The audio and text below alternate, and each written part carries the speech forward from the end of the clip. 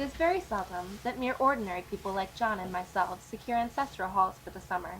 A colonial mansion, a hereditary estate, I would say a haunted house and reach the height of romantic felicity, but that would be asking too much of fate. Still, I will proudly declare that there is something queer about it. Else, why should it be let so cheaply? And why have stood so long untenanted? John laughs at me, of course, but one expects that in marriage. John is practical in the extreme. He has no patience with fate, an intense horror of superstition, and he scoffs openly at any talk of things not to be felt and seen and put down in figures.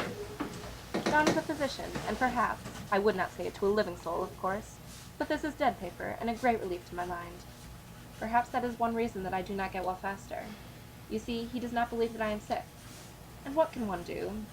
He says it is only temporary nervous depression, a slight hysterical tendency. I am absolutely forbidden to do work until I am well again. Personally, I disagree with his ideas. Personally, I believe that congenial work, with excitement and change, would do me good. I did write for a while in spite of them, but it does exhaust me a good deal, having to be so sly about it, or else meet with heavy opposition. This house is the most beautiful place. It is quite alone, though. It makes me think of English places that you read about, where there are hedges and walls and gates that lock, and lots of separate little houses for the gardeners and people. There is something strange about the house, though. I can feel it. I get unreasonably angry with John sometimes. I'm sure I never used to be so sensitive. I think it is due to this nervous condition. But John says if I feel so, I shall neglect proper control, so I take pains to control myself. Before him, at least, and that makes me very tired. The color of the wallpaper is repellent, almost revolting, a smoldering, unclean yellow, strangely faded by the slow-turning sunlight. It is a dull yet lurid orange in some places, and a sickly sulphur tint in others. I have asked John to change the wallpaper, but he has refused. You have to know that this place is doing you well, dear, and really, I don't want to renovate it for just 3 months' rental. Then let us go downstairs. It's really beautiful down there. Oh, my silly little goose.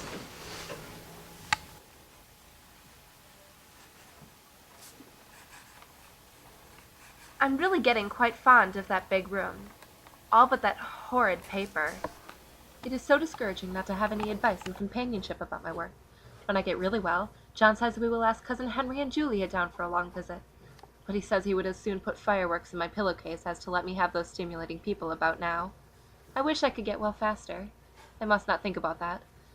This paper looks to me as if it knew what a vicious influence it had. The room looks a mess, but I don't mind it a bit. Only that paper. In the places where it isn't faded and where the sun is just so, I can see a strange, provoking, formless sort of figure that seems to sulk about behind that silly and conspicuous front design. There's Sister on the stairs. I am getting quite fond of the room in spite of the wallpaper. Perhaps because of the wallpaper. It dwells in my mind so. I lie here on this great immovable bed. It is nailed down, I believe, and I follow that pattern about by the hour. I'll start, we'll say, at the bottom, down in the corner, and I determine for the 1000th time that I will follow that pointless pattern to some sort of conclusion. It is getting to be quite an effort for me to think straight. Just this nervous weakness, I suppose. There are things in that paper that nobody knows but me, or ever will. Behind that outside pattern, the different shapes get clearer every day. It is always the same shape, only very numerous, and it is like a woman stooping down and creeping about behind that pattern. I don't like it a bit. I wonder, I begin to think, I wish John would take me away from here. What is it, little girl? Don't go walking about like that. You'll get cold. I'm a doctor, dear, and I know you're gaining flesh and color, your appetite is better, and I really feel much easier about you. I don't weigh a bit more, nor do I eat much. My appetite may be better in the evening when you're here, but it's worse in the morning when you're away. Bless her little heart. Now, to improve the shining hours, let us get some sleep. And you won't go away? How can I, dear? You're much better. Better in body, perhaps. Darling, I ask you, for my sake and for our child's and for yours, never let that idea enter your mind again. The woman in the paper is as plain as can be now. What are you doing with the paper, Jenny? Why do you frighten me so?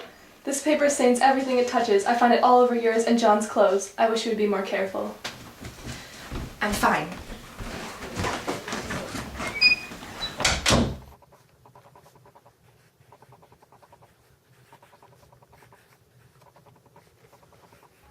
Life is very much more exciting now than it used to be. It is the strangest yellow, that wallpaper. It makes me think of all the yellow things I ever saw. Not beautiful ones like buttercups, but old, foul, bad yellow things. Jenny caught me staring once, but it seemed she could not see the woman in the wallpaper like I can. What are you looking at, Jane? Through watching so much at night, when it changes so, I have finally found out. The front pattern does move, and no wonder. The woman behind shakes it. She crawls around fast, and her crawling shakes it all over. I don't want anybody to get that woman out but myself.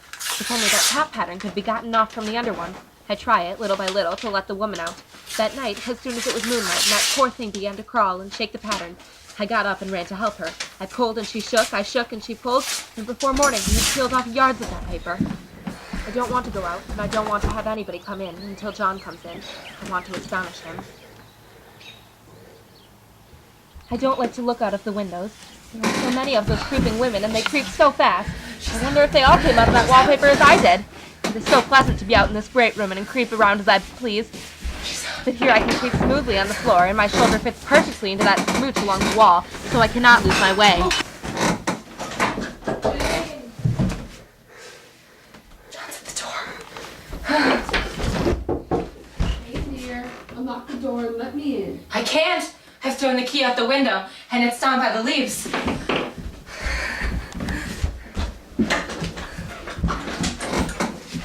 For God's sake, Jane, what are you doing? I've gotten out in spite of you and Janie. Hey, I've torn off most of the wallpaper, so you can't put me back in.